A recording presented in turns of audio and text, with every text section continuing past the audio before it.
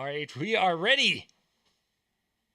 Welcome, everybody. And thank you very much for bearing with us. Those of you that are live, I, John had something with some letter of the alphabet and some computer issue.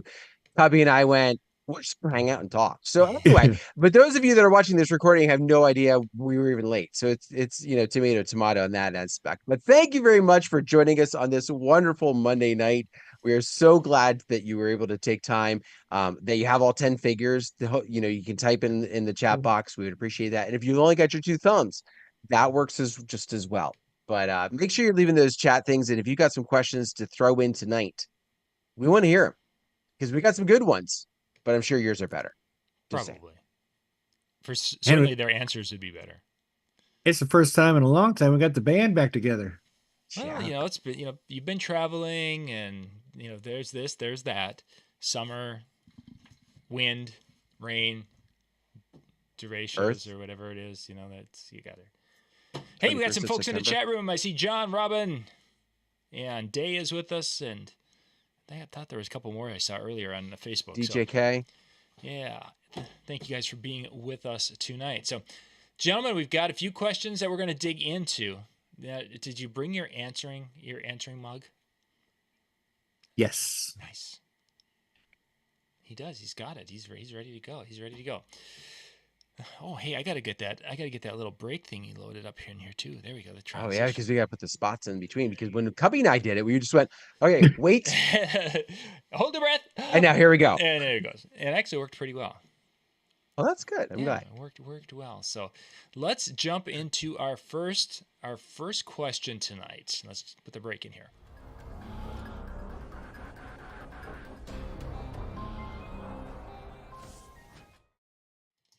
All right.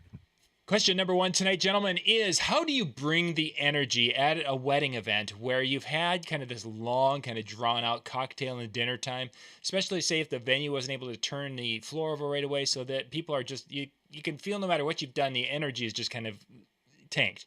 Now, maybe a spotlight dance or two, and then you're to bring the energy. How do you get yourself up for that? How do you at that moment? It is one of those times of the night that I hate the most.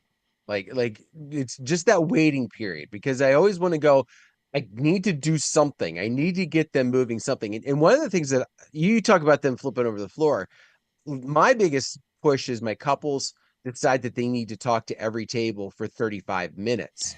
And so it's just like we can't move forward until we do this. You want to talk to them, that's fine. So a lot of times I had that conversation with my couples ahead of time, but it never fails. Like, oh, we're not spending that much time. Yes, you are. Yes, you are. So I like to prime the pump as much as I can, as much as my couples will let me within the confines of dinner music. I might start normal with where they wanted to go, but towards the end, I try and raise that energy a little bit so that even if it's even if we're still kind of going, okay, we've got a little bit of time before we can progress to open dancing, the toes are tapping, the fingers are going, the head's nodding, like they're getting into that music a little bit so that when I can flip that switch, I've made that switch. The other thing that I've done is try and create an event that brings everybody and kind of almost creates a hard break in between what was dinner and what is going to be open dancing. And this works really well if you convince your couples to have like a big group photo on the dance floor.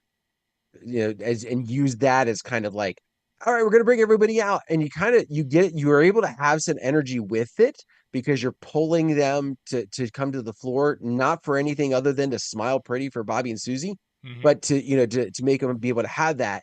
And then once you had that, then you're like, all right, we're starting the party. And it kind of has that mental change. So it's not like music, music, music. We did some more music. All right, now we're doing music that's faster. Suddenly you should dance. It's like a break and it creates an event, for lack of better terms. I see what you did there. Yeah. Yeah, design, flow, and we arrive at a spot. Nice. Cubbie, what's your methodology? I don't know. It's all pre-done with a couple. A lot of times I like to do the scavenger hunt before I do the formals, and my scavenger hunt's very comedic. And if you're not familiar with the scavenger hunt, it's where you bring 10 guests up and you tell them to go find a business card or, a pair of glasses, someone sexier than you. And there's a lot of shtick that goes with it. And then at the very end, they collect money for the bride and groom. So there's a lot of energy going in there. And it's just kind of, I get people. I recently got a review where they said I brought a lot some comedic to a very emotional day. I mean, it was great emotional, but it lightened the mood and it was kind of fun. And then it took me into my formals, and they're like, okay, so they haven't really got to see a lot of your hosting yet, because basically you're just dismissing tables or you're playing cocktail music, and you're not usually, you're making smaller announcements, but not a lot of announcements. So they don't really know your personality just yet, or how fun. They may have heard your grand intro, and there's several different types of grand intros. There's the basketball court one, or the explain the couple how they know each other, bride and groom. And so you can show off your personality and MC skills there as well to kick off the evening. But if you got that, like you said, and we're going into that long dinner flipping room, I like to do a fun game, and that's, and then go into the dances and then kick off the night with the energy. And then I can kind of generally win them over from that. And not only that, my scavenger hunts get close to. I just did one this last Saturday, and I had about 120 people, and they got $1,100. Oh, nice. Yeah, and it's, and a little hint for everybody: if your couple has Venmo, have them print out the QR codes and put them on popsicle sticks, because not everybody will bring cash to a wedding, but if they might have a Venmo, you put them on there, and you have the bride and groom both gotta have separate ones, because it's a competition between the two people. Whoever collects the most money will get $20 from the gift card from the bride and groom. So they'll Venmo you money. It's a great tip to use if you're doing the scavenger hunt. Mm-hmm. Interesting. So my methodology, that's the after those spotlight dances and such, that's where I'm on the microphone probably the most, especially during some upbeat songs, because that becomes the time to do some prompting of the crowd and getting them involved, and to show kind of that upbeat energy and being really, really excited and into whatever music you're playing. Even though we've probably played the same songs in the same sets and done those same first three songs 100 million times, type of a situation, but it becomes more of an experience on the microphone to be able to do that. And taking one of the little things from listening to Mike Walters' weddings, where he's inviting people out to celebrate with Bobby and Susie. That continually hitting or coming back to that a couple of times there early on is that, hey, we're going to have a big celebration for them. And it's amazing how, by dropping the name of the couple, how quickly people are like, yeah, we need to get out there. So really, it's, almost three different perspectives here of how we approach this, which is interesting. Because there's very seldom that we have three different ways that we're doing things. No, and I can see your songs too. That first set, like maybe a Tayo Cruz Dynamite, Put Your Hands in the Air, or Starships by Nicki Minaj, Get Your Hands in the Air, Party in the USA. There's several different songs that we can get very interactive with them right off the bat. Yeah, like there's no beer there's no beer in heaven, no beer today. All those good big songs. You play those and everyone, it's a little bit sadder, but we get the message across. Yes. I would say if you're going to use John's method, practice it a bunch at home. Yes. Where there's nobody around, because I know for me, one of the things I have the most difficulty with is creating energy when there is no energy, and coming out of that, you're going to try and pull them to the dance floor. You've got to do something that's going to get that energy to the level that wants them to move towards it. So you've got to get used to kind of being the fire starter, if you will, very much so, for that. And it really helps if you have, in the pre-conversations with the bride and groom or the couple, it's talking about that early, I need you on the floor for the first few songs, because and then it becomes much easier than to come on out and we're going to celebrate with the couple tonight. Yay, this is their big day. And then if you have some of the wedding party that's out there that are starting to show any sign of life, then you can encourage that over the microphone to come on out there and dance with the bridesmaids, because they're out here to have a great time and show us some dance moves. Oh yeah, little things like that can really help open up the floor and get things going. Cubbie, as you were mentioning your game and such, K Productions here mentions, of course, the photo, doing the bride and groom photo race around the room. Oh yeah, table races, what we call them in the Midwest, table races. Yeah, yep. So definitely, definitely a lot of different ideas about how to start to build that energy in the room and get the dance going successfully. So awesome. Be really quick. Be careful of the table races. If your photographer's not on board, you may piss him off. Yeah.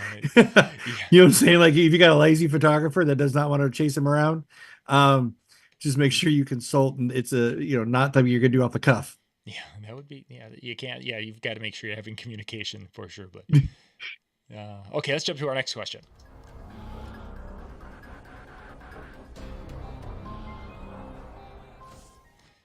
Question 2 tonight is about barn weddings, because we're seeing a lot more of those. The three of us are seeing quite a few, and people across the country are seeing quite a few of those.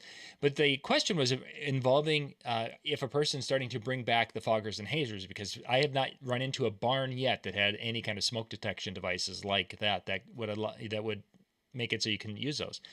But I was just thinking, let's expand it a little bit. Not only with those, but are you doing anything different when it comes to your light show? Because there's some aspects of this, and I'll mention this. But are you doing anything different when it comes to your shows, by because you're playing in barns more often?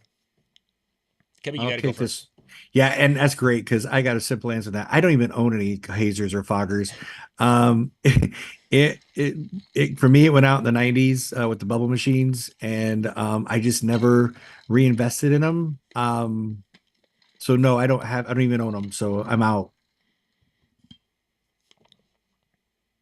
I'm gonna echo the statement of I don't have any, but I'm not about to rush out and purchase any because one of the things that I've noticed a lot of times the barns kind of a selling point is they have the big barn doors open, right? So they're like, it's I'm not going to really create a lot. I mean, I guess I could create some, to be able to have that fill, but there's not another wall there to kind of help keep it to kind of fill the space and get the best bang out of the buck for it. So when it comes to the Fargers and Hazers, I'm not. Um, to the other part to that, am I doing anything different? One of the things that I've kind of found is because of the way barnwood is, monograms, sometimes you can find some walls where some of my regular ballroom venues are so busy with all the decorations they put on their walls, it makes it hard. But barns, I kind of have some extra flat surfaces I've been able to find. So I've been able to kind of encourage that and be like, hey, here's something fun we can do. Got a great space for this right here. We can put it and be awesome. So that's one thing. And then a key point or some focal points for uplighting. Um, a lot of times you have your bays, right? And they have like the bottom or the rungs taken out of the ladders because drunk people climbing ladders is probably a Bad, liability. probably. Um, but they're perfect spot to be able to put up lighting and just kind of shine up through. So you have a spot where it wouldn't be out on the edges of the room, but more to the middle piece, almost like you'd have columns if depending upon where you're looking at, where you could put that and just suddenly shine up and add some extra light closer to the dance floor without also being a tripping hazard because it's in between the two columns. Nobody's kicking it the way they might some other places. What happens if they wanted to kick it? Well, they tend to try and figure out a way to do it no matter Oh, where I well, put it. that's good. I That's think a if I good. put it on the ceiling, somebody would learn how to walk up there just That's because good. there's a light on the ceiling. That's nice to know. Nice to know. Um, I've actually a couple of weeks ago I was thinking about that. It's like, we could pull these out again. And then I remembered that when we had them, and we used to be able to run them, there was always some people in the crowd. And this is back now when smoking cigarettes indoors was still a thing. And there would be people who would complain about the smell and the fog or the haze even back then. And it's like, okay, so now that was back then when it was more cigarette smoke was a thing. Now I can't see that it would be well received, especially with a middle or a mixed age group. I think people are going to be like, "Oh my gosh, that just stinks," and because we're not as forgiving when it comes to things in the air because we're not used to cigarette smoke. Somebody was at one of the barns 3 or 4 weeks ago. Somebody was standing outside and they were having a smoke, and it was coming through the barn because as these old barns are pretty drafty. And we were getting it upstairs there by the dance floor, and it was amazing how many people were turning and looking, and were like, that would have never happened back, in the early 2000s or in the 90s, because it was just indoor smoking. There were ashtrays everywhere type of things in those years. So, I thought about it for a minute and thought, discard the idea. I do have them. I've got 2 or 3 foggers probably sitting in this building, and then there's hazers in the other. And I actually, about a month ago, I just pulled one out and decided, I wonder if this thing still works. I haven't used it in 20 years, 15 years, whatever it's been.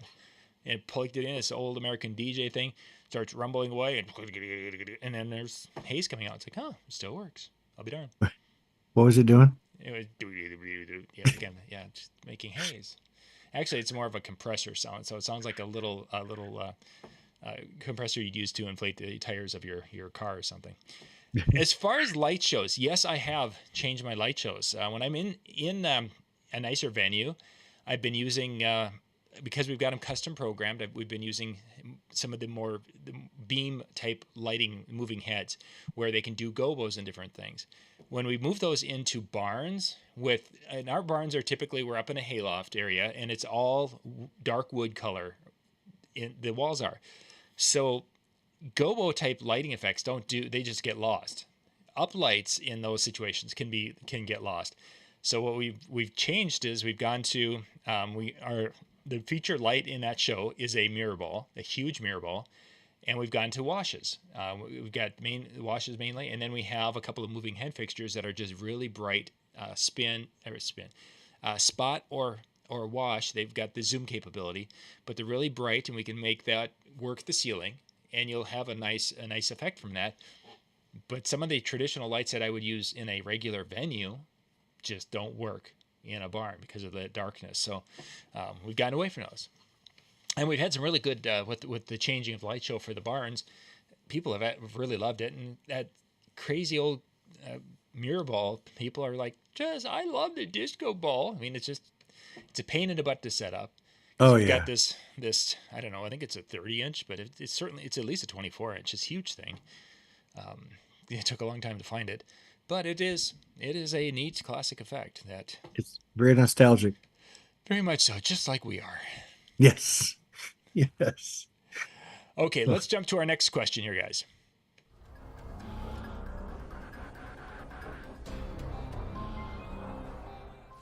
Question 3 tonight is about how far would you be willing to go for a Klondike? Wedding. That was it.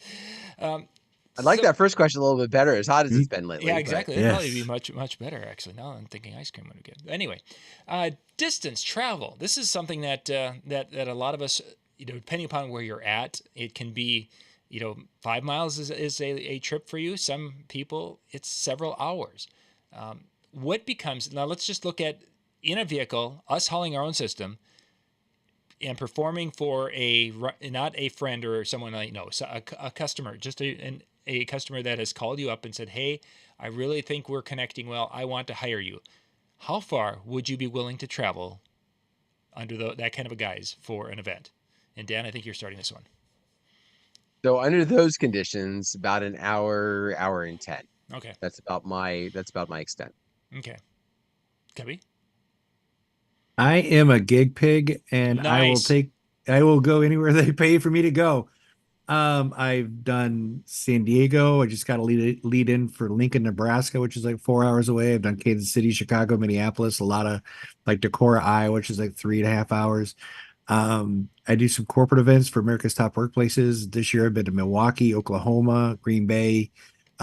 So yeah, wherever they're willing to pay my travel expenses. And I love going to Newtown because like sometimes, you get the same referrals and, you have to always change up your show, and that one you can just go be yourself and have a great time. And if they're just willing to pay my fee to get me there and, overnight and all that stuff, you betcha I'll go anywhere.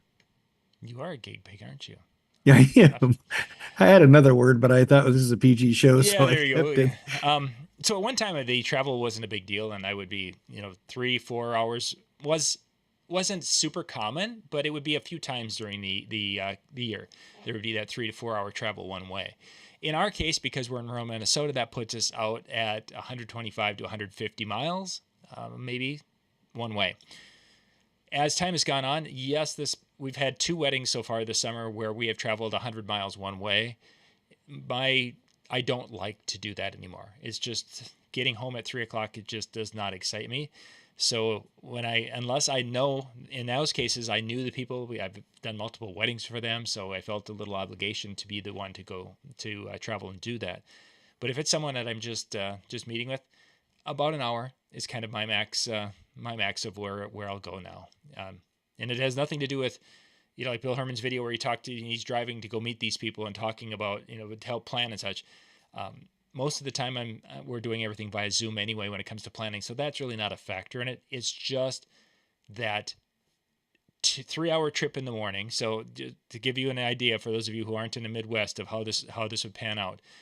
Ceremony, let's say the ceremony's at 3 o'clock. That means the dinner is going to be about 5 o'clock. The dance is going to start about 7 o'clock. So if the ceremony's at 3 o'clock and I have to do sound for that, we're going to be arriving somewhere between noon and 1. The boys go and set up one sound system. I set up the other one. Ceremony, they go do that. So if we have to be there at even 1 at the latest, we'd be there probably 12:30, 12. 3-hour drive, which means we're leaving somewhere around 9 or 10 in the morning. And then if we get done at 11 o'clock or midnight, which seems like most of them are midnight this year, after tear down, you've still got the 2.5 to 3 hours. So we're getting back at 3 in the morning, whatever time it is. It just don't do well with that anymore. You don't make them get you a hotel room? I've never really been a big fan of that. We've done it once in my whole time that we had a hotel. Lori, that was back when Lori and I were DJing. We were both going separate directions, but there was one of the weekends where it worked out that she didn't have a show, and we just decided that, hey, this is one we're going to go spend at this casino in western Minnesota. And if I remember correctly, is that once we were done with the show, and we were so wound up after the show that by the time we fell asleep, and then Sunday morning, like at 9 o'clock, it's housekeeping, bang, bang, bang, bang, bang on the door. So but you fell asleep about 3 o'clock or something anyway. So after that, it's like, yeah, we're just not gonna. Oh wow! I make them get me a hotel room, and I don't charge them for the hotel room. I just say, look, you get me a hotel room. I just don't want a closet. Yeah.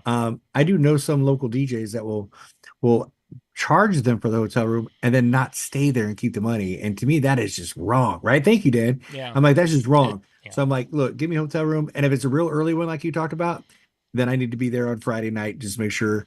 And I explained to him, like, if you get done your wedding at 11 o'clock, I tear down 11:45. I can't be on the road till 1 o'clock. It's not safe because I've got there at 1. It's a 12-hour day. And even for my DJs. And like I said, if they're willing for my overnights and my mileage and my fee, then they'll do it. If not, I always tell them, like, maybe you can find somebody locally cheaper. And I don't beg them for the events, but I also not going to cut myself short and drive till 3 o'clock in the morning. Yeah. And I don't have younger kids either, like you, Dan. I'm sorry to interrupt. I don't have smaller kids like either one of you guys. So it's a different ballgame for me. Well, and that's when we're talking about the distance. I mean, that right there pulls into it, and also I would say it's also different if I'm trying to fill my calendar to put food on my table versus, this is, I'm very vocal. Like, this is my second job. I treated it very much as if it's equal with the first as far as how I treat it. But in the same respect, if I decide to take 2 less gigs, everybody's still eating at my house. Right. So I can be more selective in that aspect. I can make sure that I'm home longer for my kids. But the question that I wanted to follow up with this is, all right, so thinking caps, because you guys have been in this since, the dinosaurs were dancing and getting married. What is the furthest wedding that you've ever done? Because, Cubbie, your corporate events are taking you all over the place. So I'm going to kind of toss them to the side. What's the furthest you've ever gone for a wedding, friend or otherwise, doesn't matter? San Diego. Okay. I'm gonna stick with just traveling by a vehicle. As far as where I hauled my own system, it was a 6-hour middle of North Dakota. Okay. So that would be mine was 2.5 hours to Fargo, and then it was another 3.5 hours out. Okay. I'm glad. Mine was 4, and that was just this past April for a friend of mine up in Erie. But this is my year of traveling. So I've got that one. I've got a friend of mine who I'm doing her daughter's wedding, and that's 2 hours. And then I've got a coworker who's 2 hours in another direction. I don't know why everybody wants me to travel this year, but it's because Day is giving them your phone number. I'm reading it on Facebook right here, so that explains a lot. Did he put it out there? That does explain it. Yes, that does explain it. If it's too far, he gives him Dan's phone number. So there it is, right there, Dan. It explains why it's your year of travel. Thanks, Day. Thanks. But the question I've got is why am I not getting him down in Day's area? If that's the case, Yeah. I wouldn't mind driving south a little bit, but funny. All right, gentlemen, let's head to our next question.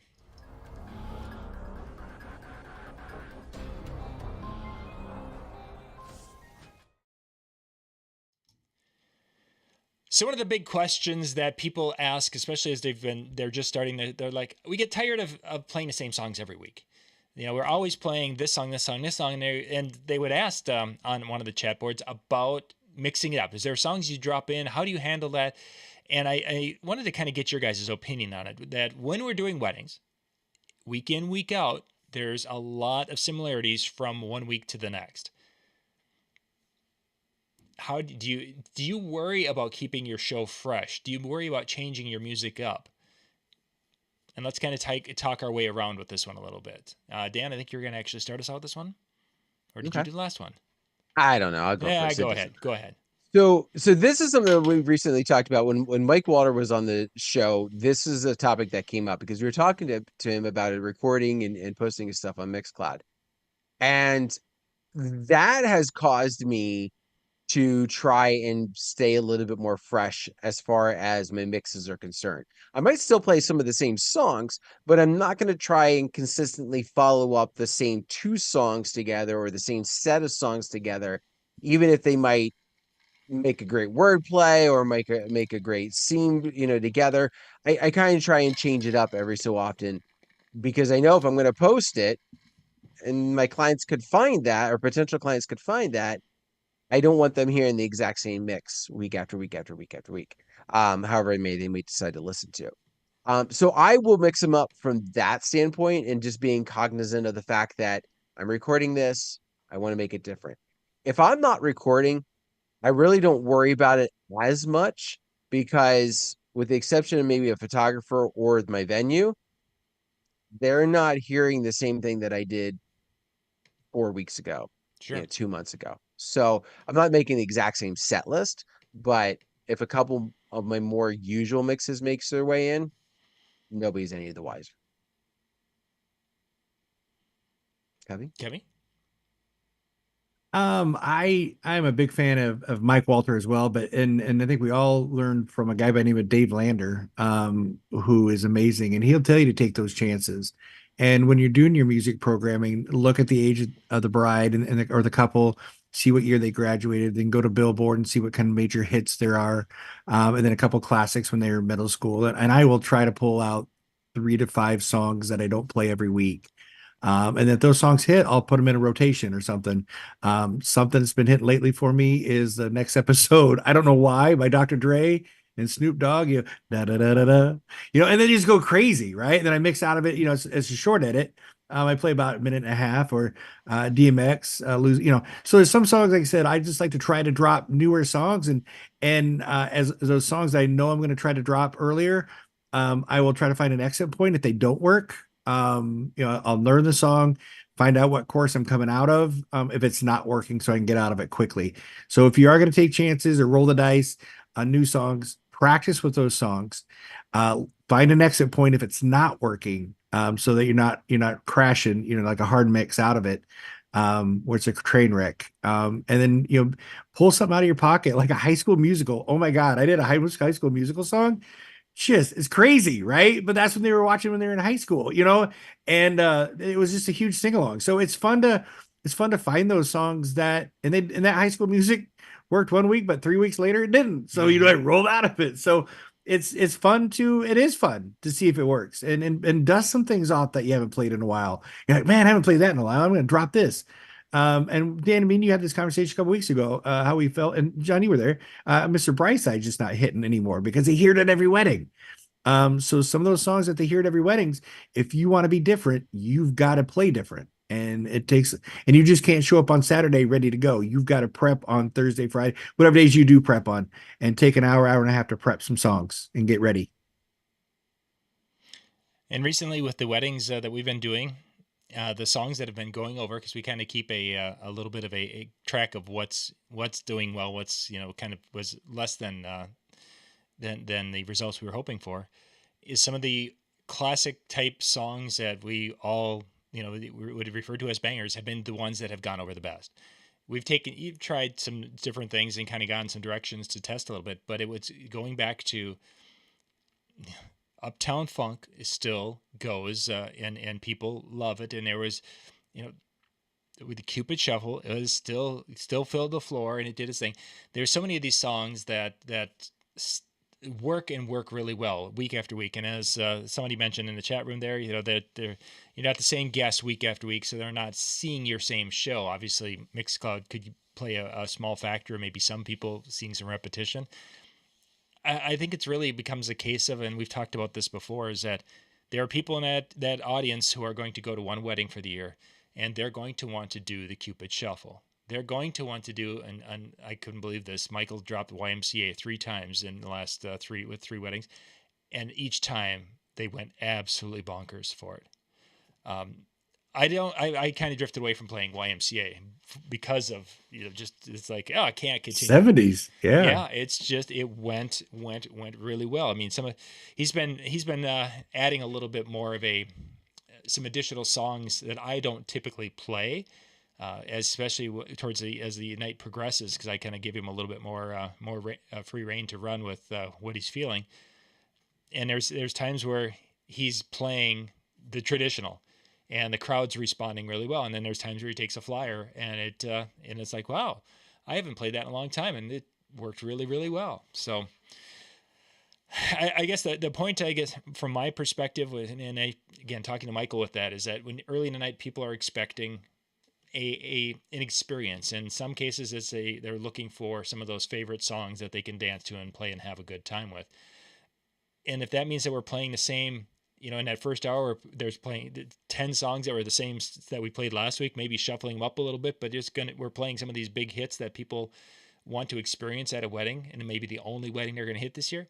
Yeah, I'm going to do it. And somebody, I love, there was a comment there, basically, if you can't act excited basically about hearing the same song, if you can't pretend to be excited about hearing Paradise by the Dashboard Lights, maybe you shouldn't be a wedding DJ.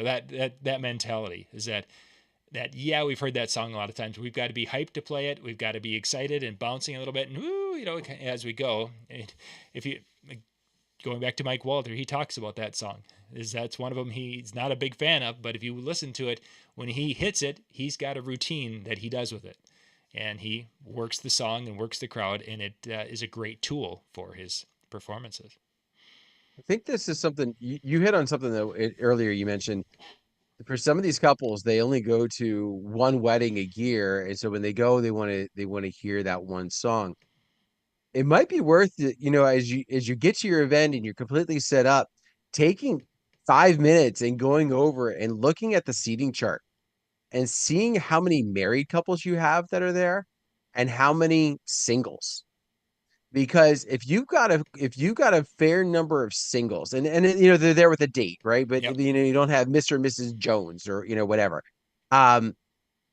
If you have a lot of singles, what you might find is they've gone to 4, 5, 6 weddings that year. Like just a couple weeks ago, one of my coworkers got married, and we were there, and I was talking with a friend of mine, and he goes, "Yeah, this is wedding number 3 of 4 for this year, and we're only in June." Right? Like that's how many they've been to already, and they've still got one more after that.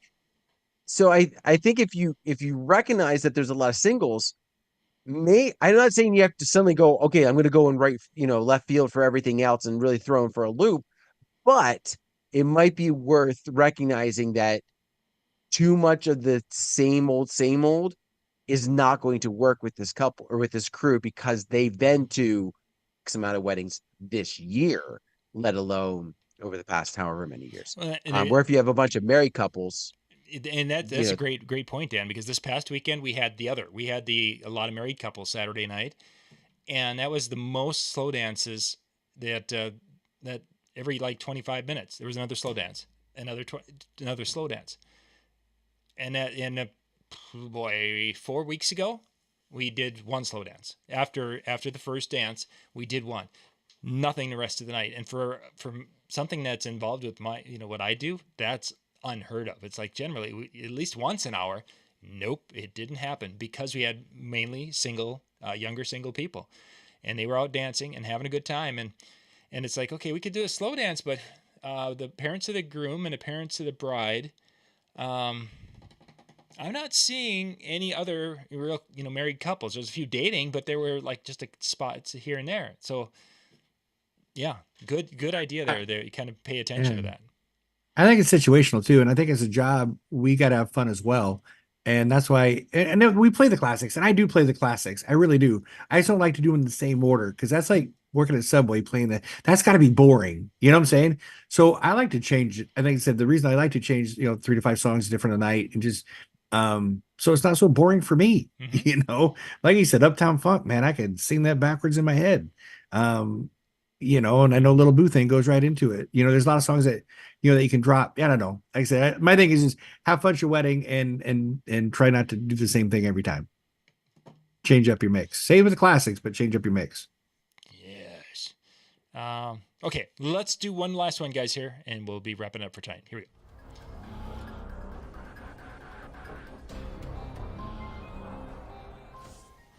Final question of the night is about the reviews we get after our show, specifically when we get thank you letters and things. And I'm not talking about the ones where they do it in advance, but when they are communicating with you after the event's over or the next day, the week after, whatever.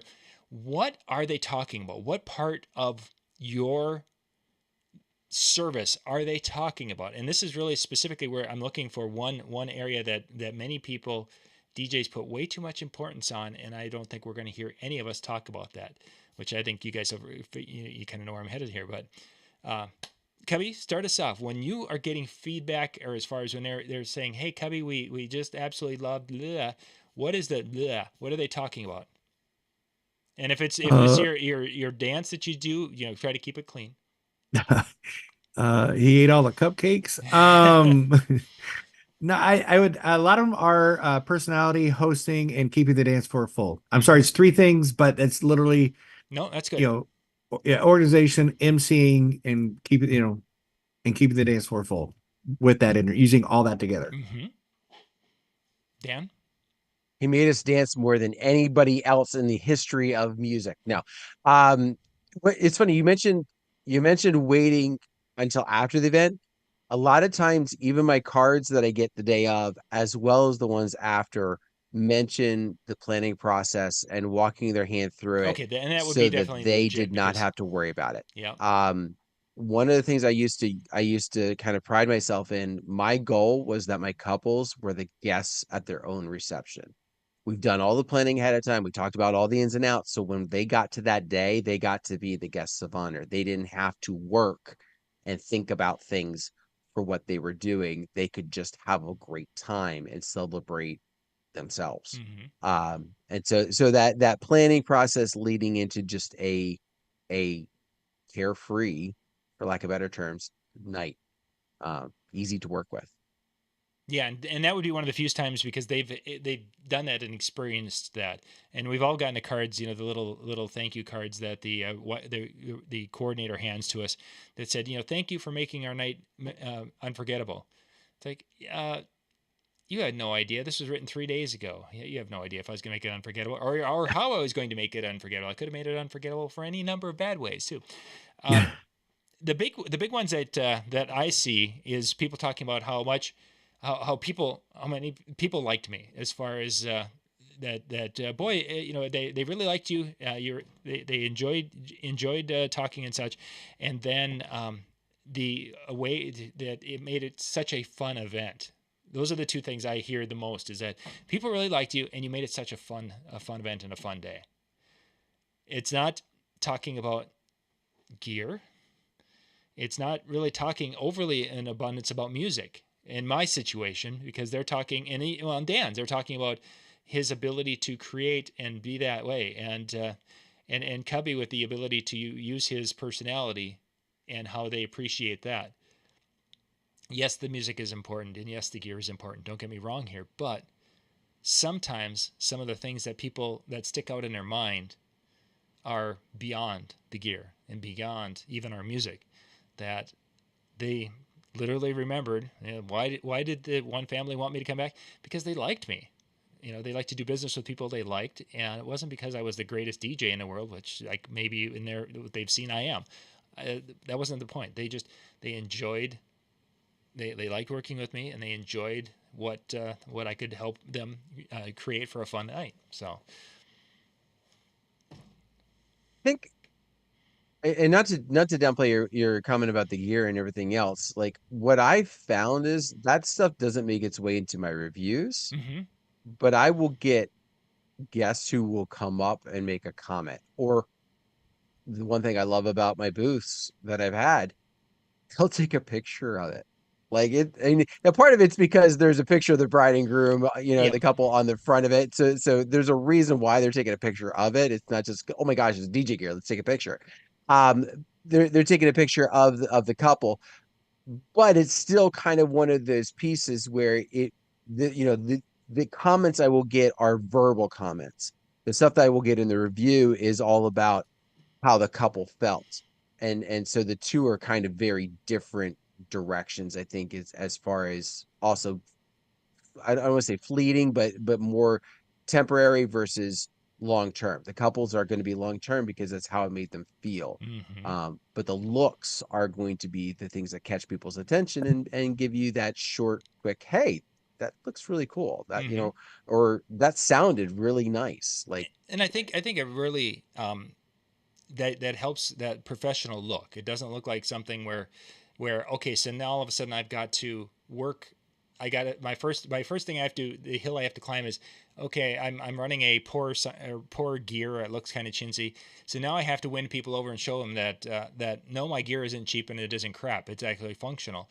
So immediately you got a level of cred because of having what looks to be a really neat experience that you're going to be able to create, as opposed to having like an old car front or something that looks terrible, and then they're like, hey, is that gonna blow up or something, or whatever. So I like to bring the bride behind my system and put my headphones on her, Mm-hmm. and then they take pictures of her videos, and those are the ones I see on Facebook Oh afterwards. yeah. I mean, yeah. So they'll put my headphones on, and I got a Dating Max like Dan does and stuff, and I'll show them where the jog wheel is and tell them to scratch a little bit, and the crowd's like loving it, and then she's playing out, and got the headphones on, and those are the best pictures afterwards that I see that they had a time of their life, like they Mm-hmm. were the DJ, and it's just fun to watch. It scratched like shit, but I mean, you know, Exactly, but they're having fun, and yeah, they're having a it's their day, and no great one's going to come time. up and say, this song would be better if you wouldn't be scratching there, Miss Bride.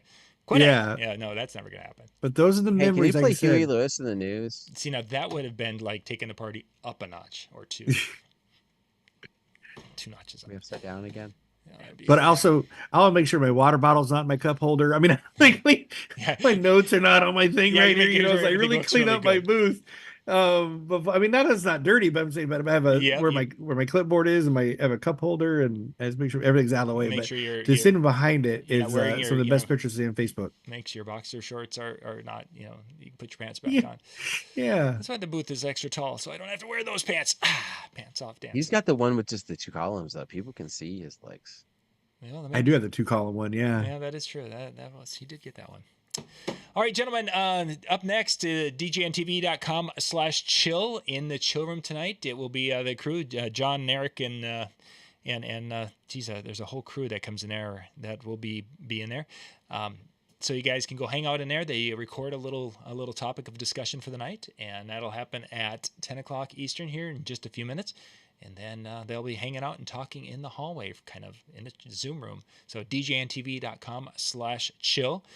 I don't know if I'm going to be getting back to getting the videos up in time this week, because this is I get on another long week where I'm not actually at the house very much this week. So you might see some videos dropping this week or not.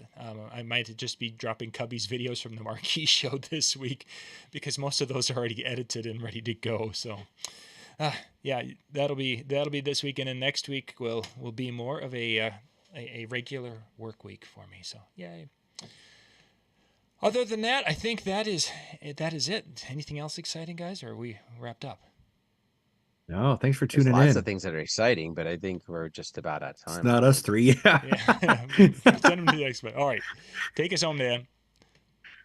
Well, thank everybody for taking time to join us, and the questions that were popping into the chat. If we didn't answer yours tonight, we'll add them to the list of questions and hopefully get to them next time. We appreciate each and every one of you, and hope you are having a wonderful summer. Stay cool, and we'll see you next time.